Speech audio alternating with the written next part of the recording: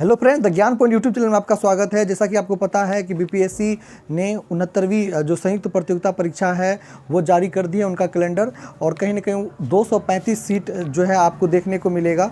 ये 235 सीट बहुत देखने में कम है, क्योंकि जो बहुत कम ही विभाग का जो है अभी तक जो है डाटा आया है, और उम्मीद करते हैं कि और डाटा आएगा। तो चलिए क्या है इस रिपोर्ट में आपको पता चल जाएगा। देखिए, कुल मिलाकर के आपको 235 सीट हैं 69वीं संयुक्त प्रतियोगिता परीक्षा में। 235 सीट में जो है अभी बहुत सारे विभाग ऐसे हैं जिनका जो है अभी आना बाकी है। तो देख लीजिए कौन कौन विभाग का है। देखिए, जिला समादेष्टा गिरी विभाग है, जिला समादेष्टा गिरी विभाग है, लेवल 9 का ये है।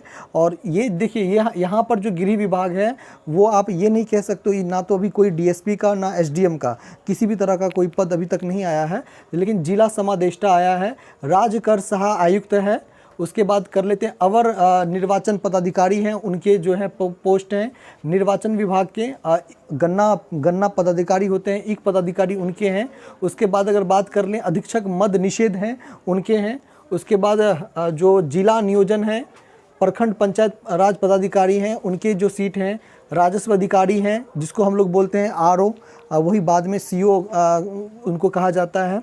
यानी आप ये राजस्व पदाधिकारी जो होते हैं रेवेन्यू ऑफिसर होते हैं। उसके बाद बात कर ले प्रखंड अनुसूचित जाति और अनुसूचित जनजाति, उनके ये पोस्ट हैं। तो आप देख रहे हो कि बहुत सारे पोस्ट हैं, और कुल मिलाकर 235 पोस्ट हैं। 235 पोस्ट की बात कर लें, अभी तक में 10 ही विभाग के जो डाटा आए हैं, बहुत सारे और विभाग के डाटा आना बाकी है। अगर डाटा आएगा तो हो सकता है कि सीट में वृद्धि हो भी सकती है, चूँकि बीपीएससी ने ये कह दिया कि सीट में वृद्धि होगी या घट भी सकती है। तो वो तो आप जानते हो जब एप्लीकेशन होता है, लेकिन आप लोग का जो इंतज़ार है वो ख़त्म हो चुका है।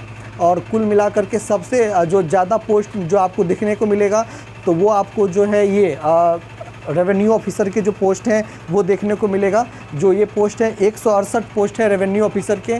और उसकी बात कर लेते हैं, और जो दूसरे जो सबसे ज़्यादा पोस्ट हैं वो आपको रेवेन्यू ऑफिसर की ही सबसे ज़्यादा पोस्ट देखने को मिल रहे हैं, और जो बाकी जो पोस्ट है वो बहुत ही कम ही पोस्ट हैं।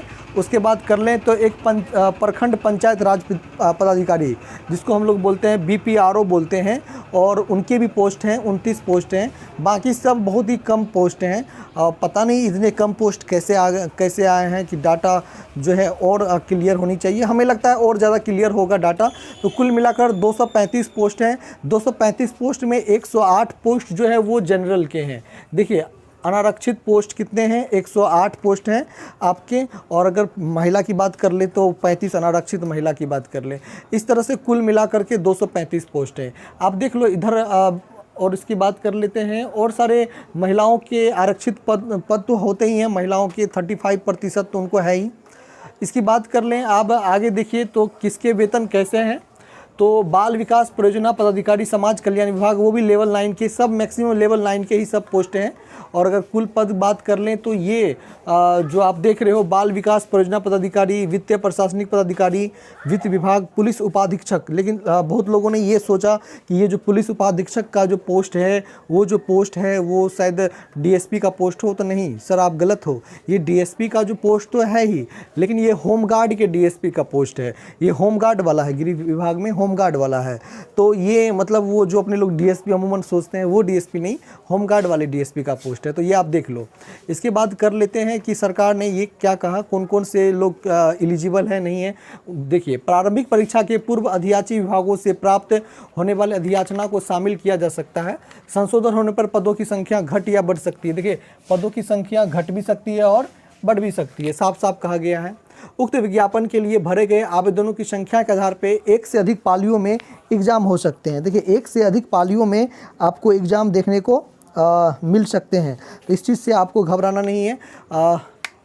यानी कहने का मतलब है बहुत सारे कैंडिडेट हो जाते हैं तो मतलब एक से अधिक पाली में एग्ज़ाम होगा। लेकिन बीपीएससी का मानना है कि एक ही पाली में हो तो बेटर है, लेकिन हमें नहीं लगता है, क्योंकि अब तो जो शिक्षकगण आ गए हैं तो शिक्षकगण तो बीपीएससी का ही पढ़ रहे हैं, तो अब वो कंपटीशन और टफ होने वाला है।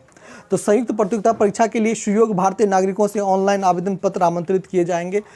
ऑनलाइन आवेदन भरने हेतु विस्तृत आवश्यक निर्देश जो है www.bpsc.bis.nic.in पे उपलब्ध हैं।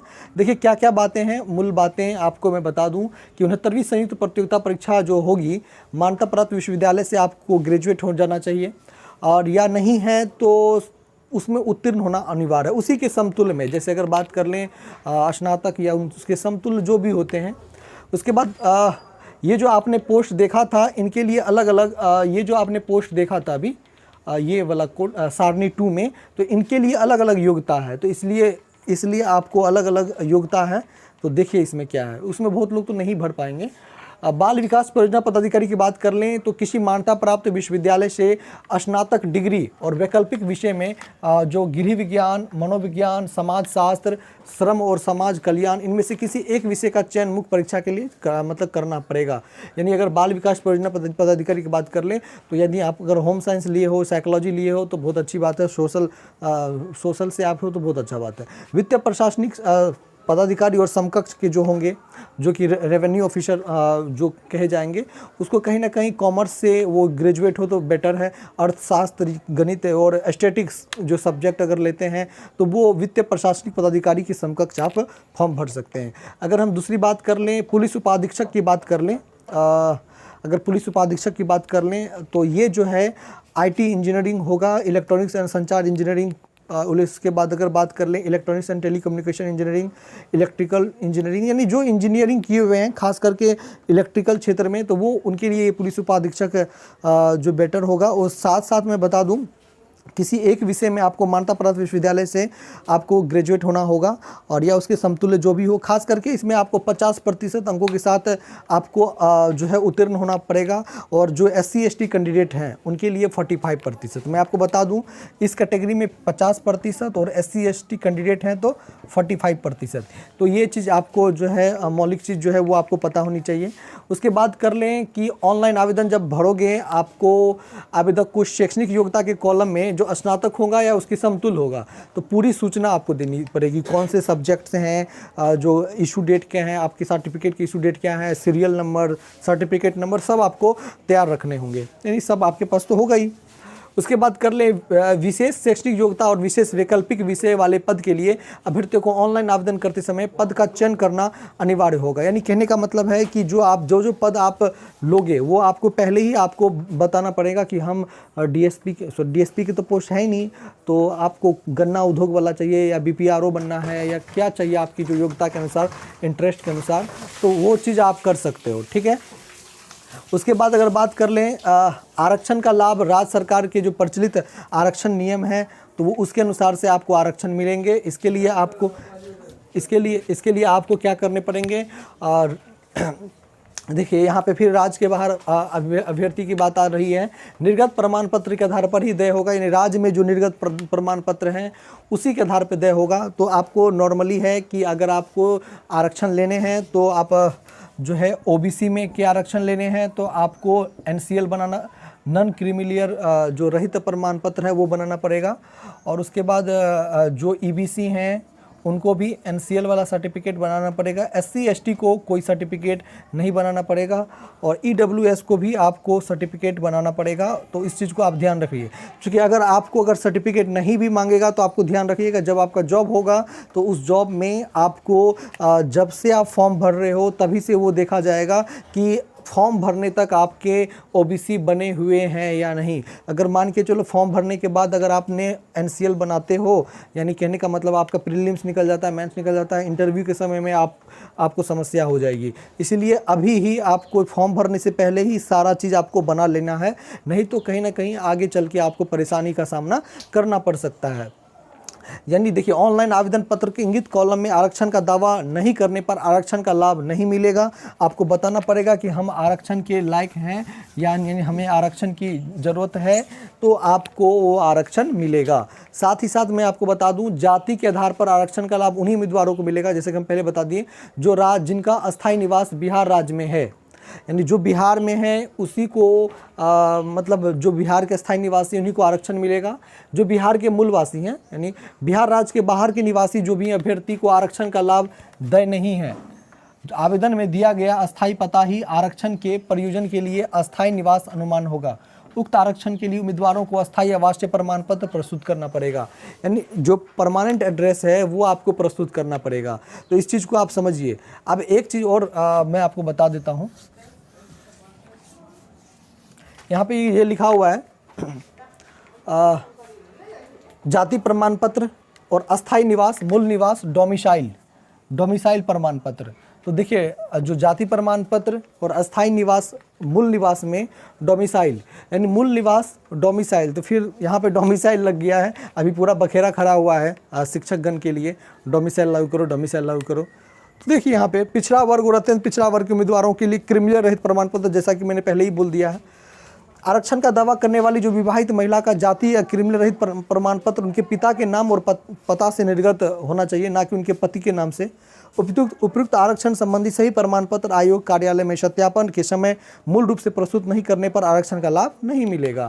यानी कहने का मतलब है कि सारा डॉक्यूमेंट आपको बना लेनी है, और जो जाति प्रमाण पत्र और अस्थायी प्रमाण पत्र फॉर्म भरने से पहले ही आपको बना लेनी है, नहीं तो शायद उस समय में आपको बहुत दिक्कत का, परेशानी का सामना करना पड़ेगा।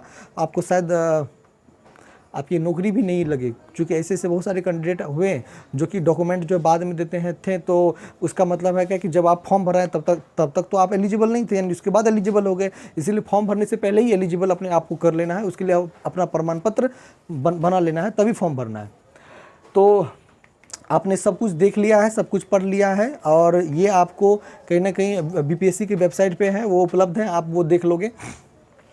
अस्थायी दिव्यांगता प्रमाण पत्र में निर्धारित अवधि के बाद नवीकरण नहीं होने की स्थिति में प्रमाण पत्र विधि मान्य नहीं होगा, यानी उसको नवीकरण रेन्युअल कराना पड़ेगा। 40% विकलांगता जो डिमांड है उसके अनुसार से 40% विकलांगता होनी चाहिए, और सारे चीज़ पूरा ओके है, आप देख लो सब चीज़। मेरे ख्याल से जो इम्पोर्टेंट बातें थी तो वो मैंने बता दिया है।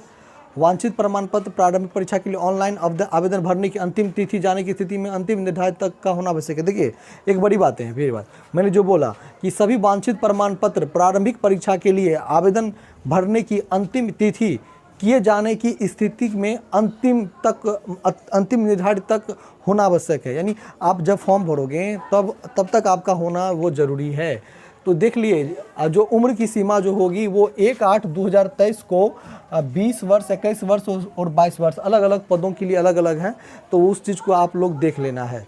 उसके बाद जो भी आपके मैट्रिक में जो सर्टिफिकेट में जो आपके प्रमाण पत्र होंगे, जो उस पर जो अंकित जो डेट ऑफ बर्थ होंगे वही आपके मान्य होंगे, यानी जो 10th में जो डॉक्यूमेंट हैं और उस पर जो डेट ऑफ बर्थ है वही आपके मेंशन होंगे।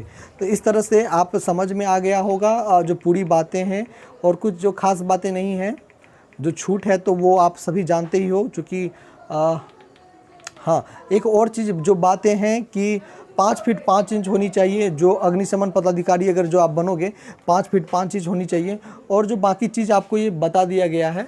और फॉर्म भरने की बात करें तो आपको इसके लिए 600 रुपये लगेंगे। कितने लगेंगे? 600 रुपये। तो कुल 600 रुपये आपको जो है समान अभ्यर्थियों के लिए लगेंगे, और SC ST के लिए आपको 150 रुपये की बात की गई है।